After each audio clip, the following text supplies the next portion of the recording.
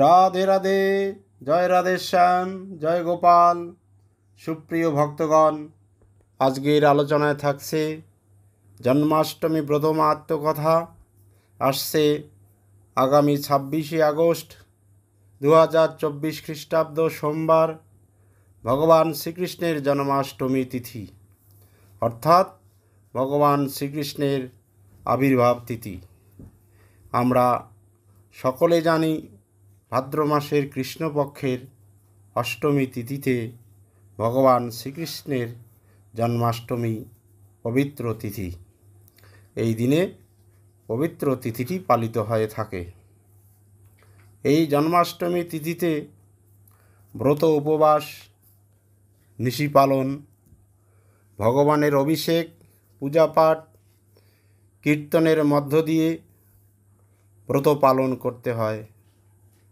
ভগবান শ্রীকৃষ্ণের গোপালের কৃপা পেতে সকলের এই ব্রত পালন করা কর্তব্য। আজকে আমি আলোচনা করব ভগবান শ্রীকৃষ্ণের জন্মকথা। জন্মাষ্টমী ব্রত পালন করলে কী ফল হয়, আর পালন না করলে কী ফল পাওয়া যাবে, এই নিয়ে আজকের আলোচনা। শুরু করছি আজকের আলোচনা। ভগবানের কি জন্ম হয়? না, ভগবানের কোনোদিন জন্ম হয় না।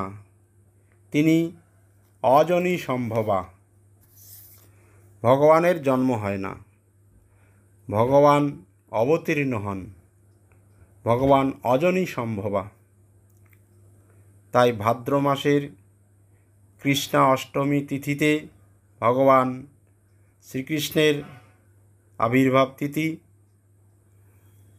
তো ভগবানের জন্ম দিব্য, কর্মও দিব্য।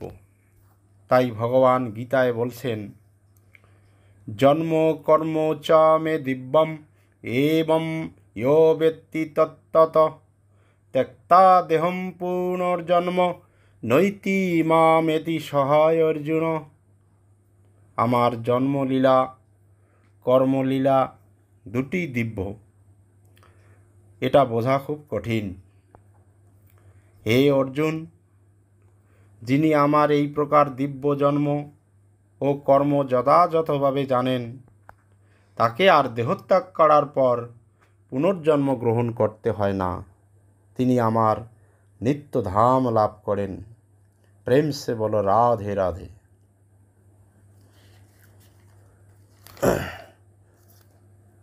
ভগবানের জন্মকর্ম দুটিই দিব্য।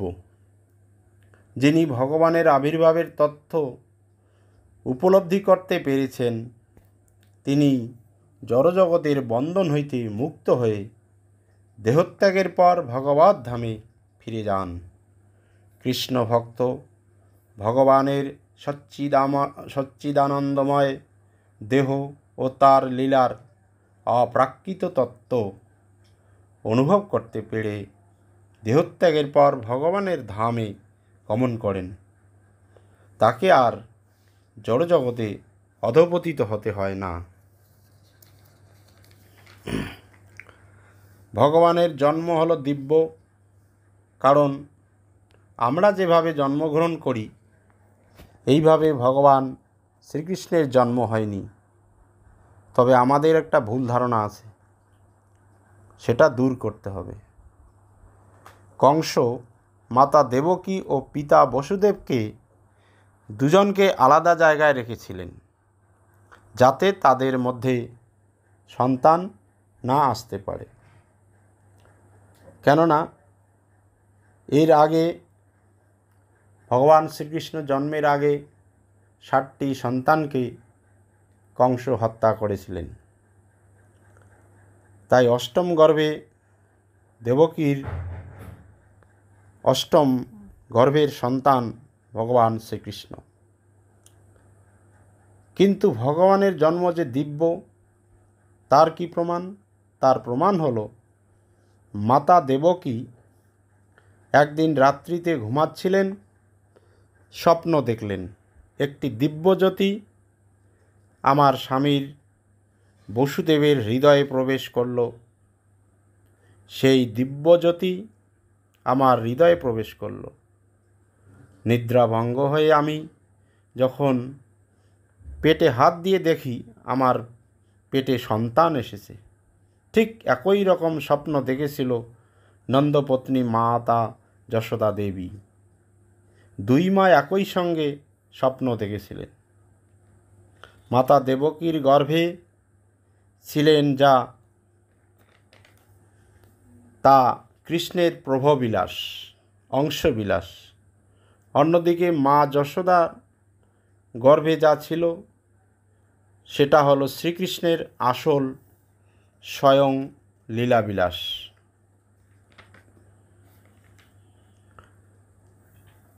তাই ভগবান কেন আবির্ভূত হন? ভগবান বলছেন, यदा यदा हि धर्मस्य ग्लानिर्भवति भारत अभ्युत्थानम् अधर्मस्य तदात्मानं सृजाम्यहं परित्राणाय साधूनां विनाशाय च दुष्कृतं धर्म संस्थापनार्थाय সম্ভবামি যোগে যোগে। অর্থাৎ যখন যখন ধর্মের হানি ঘটে, গ্লানি হয়, অধর্মের অভ্যুত্থান ঘটে, তখনই আমি অবতীর্ণ হই। এছাড়া দুষ্টের দমন, সৃষ্টের পালন অর্থাৎ পাপীদের বিনাশ, সাধুদের পরিত্রাণ করার জন্য আমি যুগে যুগে অবতীর্ণ হই। তাই ভগবানের জন্ম হয় না, মৃত্যু হয় না, অজ এবং অবিনাশী। তিনি মানুষ রূপে অবতীর্ণ হলেও তিনি মানুষের মতো নয়। তিনি কৃপাবশে শুধুমাত্র জীব সকলের হিতার্থে মনুষ্যরূপে জন্মগ্রহণের লীলা করে থাকেন। তার জন্ম কর্মের বশ নয়, স্বেচ্ছায় দেহ ধারণ করে থাকে। এবার জানব ভগবানের স্বরূপ, তার রূপ কেমন। ব্রহ্ম সংহিতায় বলা হয়েছে, ভগবানের রূপ অনন্ত, ভগবানের অবতার অনন্ত, অদ্বৈতম অচ্যুতম অনাদি অনন্তম রূপম। ভগবানের রূপ অনন্ত হলেও তিনি এক এবং অদ্বিতীয় পরমেশ্বর ভগবান। এক অদ্বিতীয় ভগবান নানা দিব্যরূপে তার শুদ্ধ ভক্তদের সঙ্গে লীলা করতে নিত্য অনুরক্ত। তাই মানুষ মাত্রেই কর্তব্য হচ্ছে সুদৃঢ় বিশ্বাস এবং তত্ত্বজ্ঞান সহকারে কৃষ্ণ ভাবনামৃতের অনুশীলন করে পরমার্থ সাধন করা। ভগবান শ্রীকৃষ্ণ হলেন সচ্চিদানন্দ বিগ্রহম। ভগবানের রূপ শাশ্বত, জ্ঞানময়, আনন্দময়।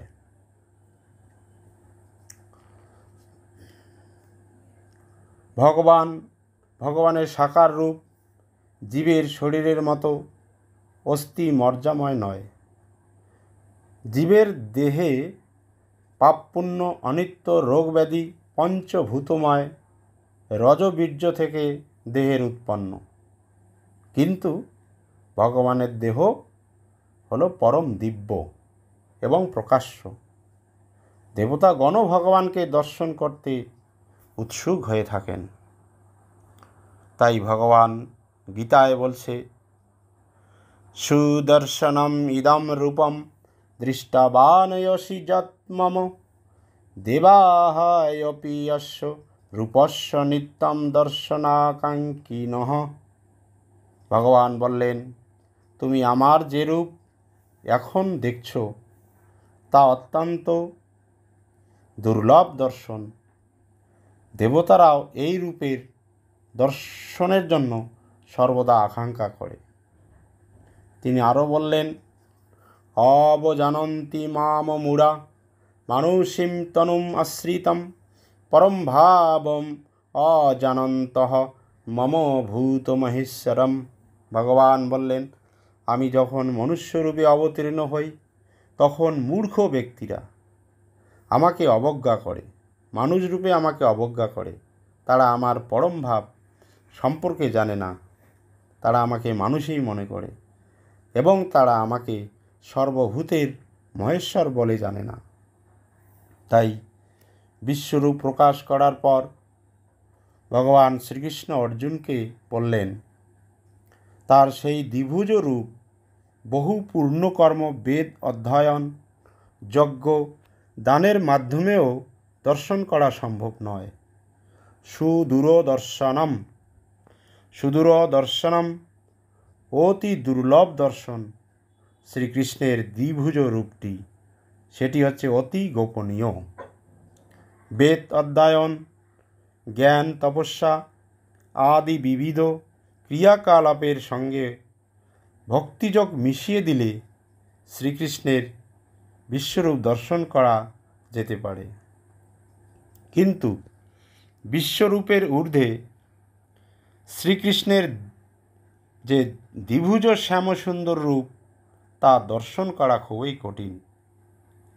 কারণ এই দ্বিভুজ শ্যামসুন্দর রূপ দর্শন করা ব্রহ্মা, শিব আদি দেবতাদের পক্ষেও দুর্লভ। এই রূপ দর্শন করার জন্য তারা ব্যাকুল। তিনি যখন তার মাতা দেবকীর গর্ভে অবস্থান লীলা করছিলেন, তখন তার বিস্ময়কর লীলা দর্শন করার জন্য স্বর্গের দেবদেবীরা এসে উপস্থিত হয়েছিলেন। তারা ভগবানের উদ্দেশ্যে মনোরম স্তবস্তুতি নিবেদন করেছিলেন। এদিকে ভগবান যখন রাম এবং শ্রীকৃষ্ণ রূপে পৃথিবীতে অবতীর্ণ হন, তখন তিনি মা কৌশল্যা, মা দেবকীর গর্ভে উৎপন্ন হননি। প্রথমে তিনি তার শঙ্খচক্র গদাপদ্মধারী স্বরূপের দর্শন দিয়ে তারপর মায়েদের প্রার্থনাতে বাল্য লীলা করেছিলেন। নিরন্তর শ্রীকৃষ্ণ চিন্তায় মগ্ন থেকে এবং ভক্তিযোগে কৃষ্ণ সেবা করার ফলে সাধকের দিব্যচক্ষু যখন উন্মিলিত হয় এবং তিনি তখন এই দ্বিভুজ শ্রীকৃষ্ণ রূপ দর্শন করতে পারেন। এই ধরনের দিব্য দর্শন স্বর্গের দেবদেবীদের পক্ষেও সম্ভব হয় না। তাই কৃষ্ণতত্ত্ব উপলব্ধি দেবদেবীদের পক্ষেও দুষ্কর, সাধারণ মানুষের পক্ষে তো সে অনেক বেশি দুষ্কর। শ্রীমদ্ ভাগবতমে বলেছেন, উপসংহার বিশ্বাত্মান অদরূপমলৌকিকম শঙ্খচক্র গদাপদ্মশ্রিয়া দুষ্টম চতুর্ভুজম। মা দেবকী বলেছেন ভগবান শ্রীকৃষ্ণকে, বিশ্বাত্মন অর্থাৎ হে সর্বব্যাপ্ত ভগবান, শঙ্খচক্র গদা পদ্ম শোভিত আপনার চিন্ময় চতুর্ভুজ রূপ এই জগতের পক্ষে অস্বাভাবিক। দয়া করে আপনি আপনার এই রূপ সংবরণ করো। তখন ভগবান মা বাবার সম্মুখে নিজ মায়া দ্বারা তৎক্ষণাৎ এক সাধারণ শিশুরূপ ধারণ করলেন। ভগবানের লীলা কাহিনী শ্রবণ, কীর্তন, স্মরণ ইত্যাদিতে মানুষের অন্তঃকরণ নির্মল পবিত্র হয়ে ওঠে, অজ্ঞানতা দূর হয়। এই হলো ভগবানের কর্মের দিব্যভাব। শঙ্কর, ব্রহ্মা, সনকাদি ঋষি, দেবর্ষি, নারদ প্রমুখ তারা লীলাগান করেন এবং শুনে মগ্ন হয়ে যান। ভগবান শুধুমাত্র জীবের কল্যাণে অবতার হয়ে আসেন এবং লীলা করেন। অর্জুন শুধুমাত্র ভগবানকে তার জন্মের বিষয়ে জিজ্ঞাসা করেছিলেন, কিন্তু ভগবান অর্জুনের জিজ্ঞাসা ছাড়াই নিজ হতেই কর্ম সম্বন্ধে বলতে শুরু করলেন। তিনি বললেন, আমার কর্ম যেমন দিব্য, তোমার কর্মও তেমনি দিব্য হওয়া উচিত। কারণ মানুষের জন্ম হয় না, মানুষের জন্ম দিব্য হয় না, কিন্তু কর্ম অবশ্যই দিব্য হতে পারে। কর্মের দিব্যতা অর্থাৎ শুদ্ধি আসে যোগ সহযোগেই, যে কর্ম বন্ধনকারক হয়, আর দিব্যতা এলেই সেই কর্ম মুক্তি প্রদানকারী হয়। এবার জানব ভগবানের আবির্ভাবের সময় প্রকৃতি কীরূপ নিয়েছিল। ভগবান যখন আবির্ভূত হয়েছিলেন তখন প্রকৃতির যে রূপ, সেই সময় তখন কাল সর্বগুণ সমন্বিত পরম সুন্দর হয়ে উঠল। তখন পৃথিবী আনন্দে পরিপূর্ণ হয়ে উঠল। তিথিযোগ নক্ষত্রযোগ তখন সর্বমঙ্গলময় এবং সর্বসুলক্ষণ হয়ে উঠল। সর্বসুলক্ষণ যুক্ত রোহিণী নক্ষত্র তখন প্রকাশিত হল। এই সময় সব গ্রহগুলি মঙ্গলময় অবস্থার শুভ ইঙ্গিত প্রদর্শন করে বিরাজ করতে লাগলেন। 10 দিকে শান্তি আনন্দে ভরে উঠল। নগর গ্রাম গোচারণ ভূমি এবং সকলের হৃদয়ে সব শুভ ইঙ্গিত দিল। নদ নদী জলে পূর্ণ, পদ্মে বিকশিত সরোবর শোভা পেতে লাগল। বনভূমিতে সুন্দর সুন্দর পাখি ময়ূরে পরিপূর্ণ হয়ে উঠল। তাই এমনিতে এইভাবে ভাদ্রকৃষ্ণ অষ্টমীতে ভগবান শ্রীকৃষ্ণের আবির্ভাব ঘটে। তাই গীতায় বলছে, সততম কীর্তয়ন্ত মাম যতন্তশ্চ ধীরব্রতা নমস্যন্তঃ চ মাম ভক্তা নিত্যযুক্তঃ উপাসতে। দৃঢ়ব্রতা যত্নশীল হয়ে সর্বদা যে আমার মহিমা কীর্তন করে, আমাকে প্রণাম করে, এরাই মহাত্মা। এই মহাত্মারা কি নিরন্তর যুক্ত হয়ে ভক্তি সহকারে আমার উপাসনা করে। তাই কৃষ্ণ যখন আবির্ভাব হলো, সেই সময় কৃষ্ণ যখন জন্ম নিল দৈবকী উদরে, মথুরাতে দেবগণ পুষ্প বৃষ্টি করে। রাধে রাধে জয় গোপাল জয় রাধা মাধব। এবার জানব এই জন্মাষ্টমী ব্রত পালন করলে কি ফল হবে, ব্রত পালন না করিলে কি ফল হবে। এই জন্মাষ্টমী ব্রত পালন না করিলে, যারা এই ব্রত পালন না করে তারা অধোগতি প্রাপ্ত হবে, ত্রিভুবনের সকল পাপ স্পর্শ করবে। ব্রহ্মা নারদ সংবাদে বলা হয়েছে, এই ব্রত পালন না করে যদি কেউ এই দিনে অন্ন গ্রহণ করে, তাহলে কাক, শকুন, বাজ পাখি, গাধার মাংস ভক্ষণজনিত পাপ স্পর্শ করে। এই ব্রত পালন না করলে অতীত এবং ভবিষ্যতের শতপুরুষ নরক গতি প্রাপ্ত হবে। জ্ঞানী ব্যক্তি, পণ্ডিত ব্যক্তি যদি এই ব্রত পালন না করে, তাহলে তারা সর্পযোনি প্রাপ্ত হবে। ব্রত পালন না করলে ইহলোকে এমনকি পরলোকেও কোনো শান্তি থাকবে না। গোহত্যা, ব্রহ্মহত্যা, নারী হত্যা, মদ্যপানের মতো মহাপাপ স্পর্শ করবে। তো যে সকল ভক্ত এই ব্রত পালন করবে, এই ব্রত পালনের কি ফল? ভবিষ্যত্তর পুরাণে বলা হয়েছে, ব্রাহ্মণ, ক্ষত্রিয়, বৈশ্য, শূদ্র সকলে প্রতি বছর এই ব্রত পালন করা কর্তব্য। এই ব্রত পালন করিলে রোগ শোক মুক্তি ঘটে, শান্তি লাভ হয়, প্রসিদ্ধি প্রাপ্তি হয়, কৃষ্ণ কৃপা প্রাপ্তি হয়, সকল পাপ মুক্ত হবে, সর্বসিদ্ধি লাভ হবে। স্কন্দ পুরাণ, ভবিষ্যত্তর পুরাণে বলা হয়েছে, যে ব্যক্তি শ্রদ্ধা সহকারে ভক্তি ভরে এই ভগবান শ্রীকৃষ্ণের জন্মাষ্টমী ব্রত, এই পবিত্র ব্রত পালন করবে, তার পূর্বকৃত 7 জন্মের সকল পাপ রাশি বিনষ্ট হবে। সেই যে পরম পুরুষোত্তম ভগবানকে প্রসন্ন করে, সে ভগবত ধামে ফিরে যেতে পারবে। জয় জয় রাধে রাধে, জয় গোপাল, জয় রাধা মাধব। তাই সকলেই এই ব্রত পালন করবেন। পরিবার, পরিজন, বন্ধুবান্ধব সকলকে এই ব্রত পালনে উৎসাহিত করবেন। রাধে রাধে।